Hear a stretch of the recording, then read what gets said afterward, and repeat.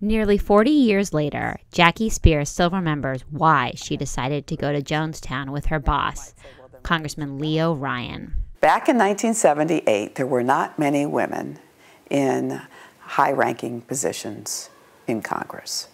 And I felt that if I didn't go, it would be a step back for women holding, senior positions. Speier accompanied Ryan and 23 others to visit Jonestown. By the end of the trip, Ryan was dead, along with 3 other journalists and 1 cult defector, while Speier and 9 others lay wounded on the airplane tarmac, waiting 22 hours for help to arrive.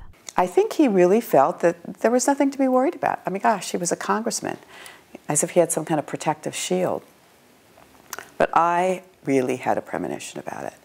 And I was in the process of buying my very first home. And I had actually signed the papers, but in signing the papers, put in language that stated that this would be null and void if I did not return from the trip from Guyana. Even as the news unfolded, Roll Call waited until the November 30th issue to put the news of Ryan's assassination on the front page.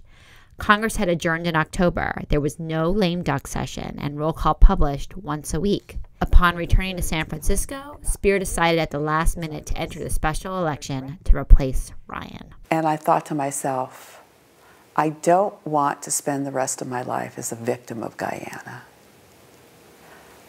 I want to be a survivor. And so on that Monday, the very last day you could take out papers to run for his seat, over the weekend I decided I was going to do that, to carry out his legacy, but also for therapy. Speier didn't win, but Congress called to her again in 2008 after Rep. Tom Lantos died in office. Speier is now on the House Intelligence Committee and recently asked to see documentation related to Jonestown.